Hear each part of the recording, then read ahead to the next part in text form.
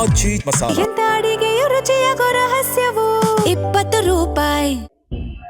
ಡೆಲ್ಲಿಗೆ ಹೋಗುವಂತ ಇವತ್ತು ಹೊರಟಿದ್ದೀನಿ. ಈಗಾಗಲೇ ಮುಖ್ಯಮಂತ್ರಿಗಳು ಹೇಳಿದ್ದಾರೆ, ಈ ವಾರದಲ್ಲಿ ಮಂತ್ರಿಮಂಡಲ ವಿಸ್ತರಣೆ ಆಗತ್ತೆ ಅಂತ ಹೇಳುವಂತ ಮಾತನ್ನು ಹೇಳಿದ್ದಾರೆ.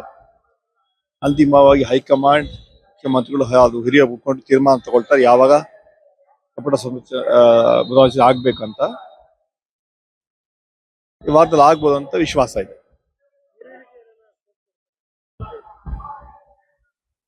ಪಕ್ಷದ ವರಿಷ್ಠರು ಹಲವಾರು ಸುತ್ತಿನ ಮಾತುಕತೆ ಈಗಾಗಲೇ ಡೆಲ್ಲಿಯಲ್ಲಿ ಮಾಡಿದ್ದಾರೆ. ಹೊಸಬರು ಮತ್ತೆ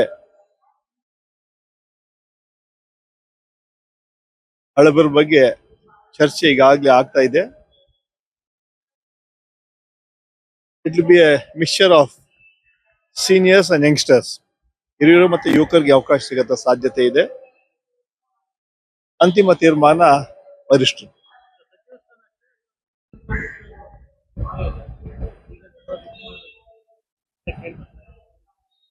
ಅದು ನಾನು ಕೂಡ ಮಾಧ್ಯಮದಲ್ಲಿ ಗಮನಿಸಿದ್ದೇನೆ.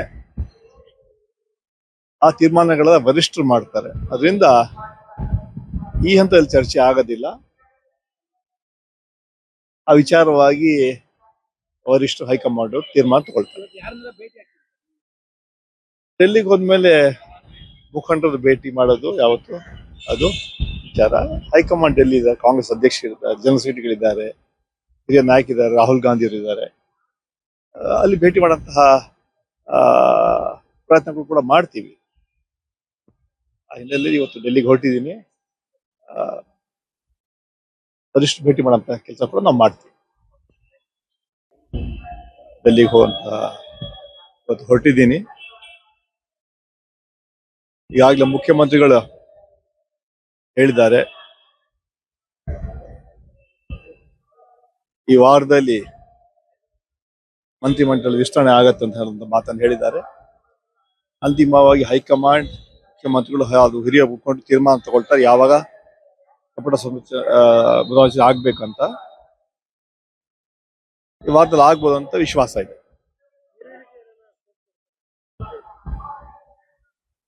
ಪಕ್ಷದ ವರಿಷ್ಠರು ಹಲವಾರು ಸುತ್ತಿನ ಮಾತುಕತೆ ಈಗಾಗಲೇ ಡೆಲ್ಲಿಯಲ್ಲಿ ಮಾಡಿದ್ದಾರೆ. ಹೊಸಬರು ಮತ್ತೆ ಹಳಬರ ಬಗ್ಗೆ ಚರ್ಚೆ ಈಗಾಗಲೇ ಆಗ್ತಾ ಇದೆ.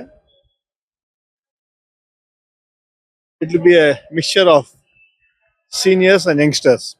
ಹಿರಿಯರು ಮತ್ತೆ ಯುವಕರಿಗೆ ಅವಕಾಶ ಸಿಗತ್ತ ಸಾಧ್ಯತೆ ಇದೆ. ಅಂತಿಮ ತೀರ್ಮಾನ ವರಿಷ್ಠರು.